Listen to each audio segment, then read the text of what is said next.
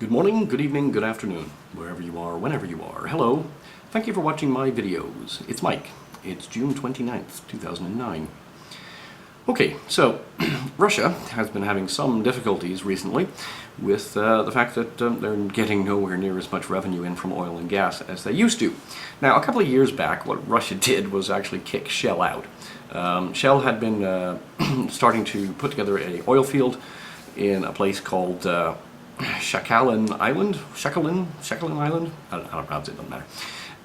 Basically kicking them out, forcing them out. And now Shell maintains some control. They still have a 27.5% stake in the oil field. However, Russia, with the hugely declining price of commodities, has basically come back to Shell and said, okay, sorry, you want to get back in on this? And of course Shell said yes, funnily enough. So linked an article here from The Telegraph. Russia invites Shell back to Sakhalin as finances plummet. Now this is of course having a weird knock-on effect across the entire economy of Russia.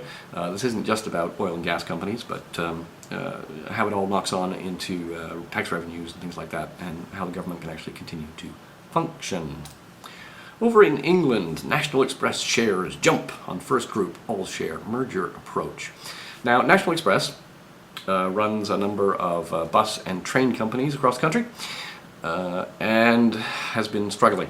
They have a debt load of approximately £1.2 billion, and they're attempting to renegotiate a lot of the terms of their debts and of their rail franchises with the government.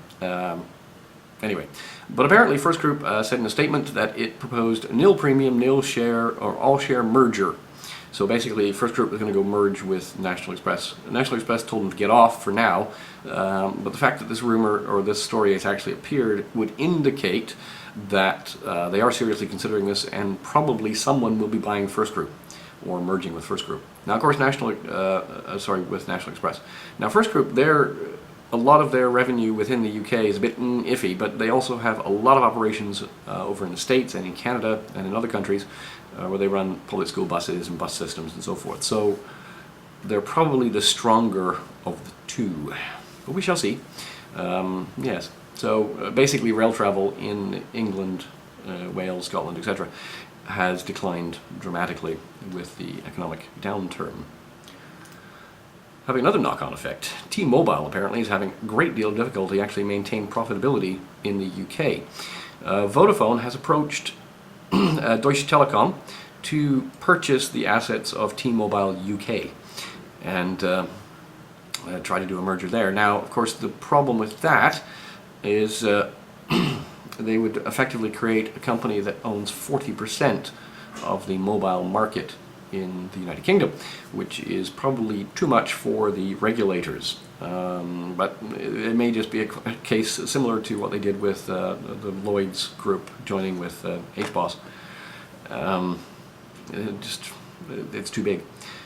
T-Mobile currently has 15% of the mobile market, and Vodafone has 25%. So combined they would have 40%, which would beat the current leader, O2, which is sitting at 27% of the UK market. Now, the climate bill that passed on Friday in Congress and still needs to be voted on in the Senate has sent shockwaves all around the world. And one of the things that people really didn't get was, if the US is saying, okay, you got to pay all these extra taxes, blah blah blah, if you're going to do business in the States. Now, the problem with that is the States imports an awful lot of stuff. And what's going to happen? Well, people are going to get up in arms. If this passes the Senate, people are going to want imports to start paying the same duties that the local businesses have to pay. Now, Obama has come out and said on Sunday that he opposes global warming tariffs, i.e. this won't turn into some weird protectionist kind of thing where Buy American, and you effectively he begins blocking external imports because they're cheaper. Of course they're going to be cheaper.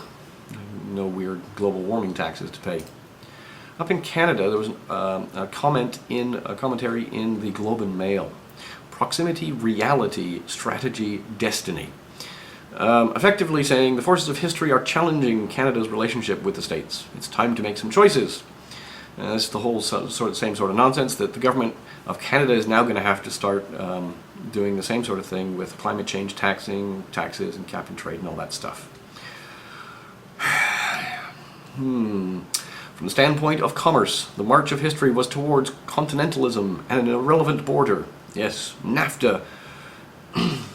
Anyway, thanks. Things are going nuts here. So of course Obama says it's not going to happen, but he lies all the time. I mean, hell, he said he was going to renegotiate NAFTA, wasn't he? Yeah, sure he was. He said he was going to get all the troops out of Iraq. Well, there's still some there. He said he wasn't going to go into Afghanistan. He's going into Afghanistan. He said he was going to bring all the troops home. Nope. Never mind. We don't know what to believe out of that man's mouth. Now, in the UK, and most parts of the world, you have two types of loans. You have a secured loan and an unsecured loan. Most secured loans are mortgages or second mortgages against houses and so forth, although you can actually get a secured loan which is tied to a house. But anyway, most people, however, up to I think £35,000 in the UK, will just take an unsecured loan if they need some cash. And it's unsecured against anything. It's just based on your credit rating. Now, of course, with the entire economic decline, a lot more people are starting to default on these things. Well, the banks are getting nasty about it. I've linked an article here. Borrowers face repossession over unsecured debts. Evidently, the banks are doing something really weird. They're applying to courts to have these unsecured debts converted via charging orders into secured debts against your home. Then they can go and repossess your home, sell it, and get back some of the money. Well, if you have any equity left in your house, at any rate. Apparently, there has been a staggering 722% increase since year 2000 in the number of these weird and wacky charging orders being issued. So if you're in the UK, please keep an eye out on this. It's just a big tactic to try to frighten you into paying more than you can afford if you're, for instance, unemployed and you have debts and you're trying to work out how to repay them. Then again, it might be in your best interest to actually go bankrupt. Nothing wrong with that nowadays. Everybody does it. Okay, moving right along. The big one. China's banks. Ambrose Evans Pritchard is over in China. He's having lots of fun, apparently. He's been chatting with people in the economic community within China and finding out some rather startling information. Fitch Ratings, for instance, has been warning for some time that China's lenders are wading into dangerous waters, as he said it. But its latest report is even grimmer than bears had suspected. And this quote from the report: "With much of the world immersed in crisis, China appears to be one of the few countries where the financial system continues to function largely without a glitch. But Fitch is growing increasingly wary. Future losses on stimulus could turn out to be larger than expected." And it is unclear what share the central and or local governments ultimately will be willing or able to bear. End quote. Basically, Fitch is thinking of moving China from a Category 1 country, safe, to a Category 3 country, not very safe at all, Iceland-like. Where's all the money going? I mean, essentially, China's pumped in roughly $1 billion worth of stimulus into their economy, and then getting the banks to lend it out. Now, the money seems to be leaking to some rather weird places, i.e. casinos. They've seen an incredible increase in money coming in. Where's this money suddenly appeared from? Yeah. Or is being used to keep bankrupt businesses afloat just a little bit longer, which is not a sensible thing to do. So, Fitch traces the 2009 bubble to the central bank's decision to cut interest on reserves to 0.72%. Anyway, now of course a lot of this is trying to keep the export companies going. And what China has been doing is put in place, some very specific buy Chinese for China policies. But it's not working terribly well. A lot of the money seems to be floating out of the system and into other people's hands. it's the next crisis waiting to happen. Who knows? Maybe Andrew was right. Maybe it's the next one.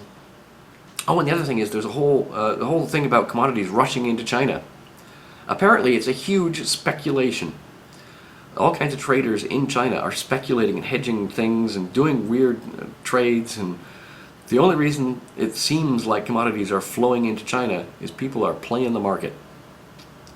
It's not a real recovery over there in China. And the government, trying desperately to maintain an 8% growth rate, is doing everything it can. And more than likely, things are going to go bang.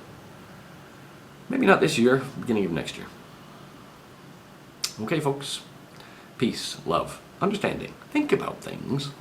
I'll speak to you again soon.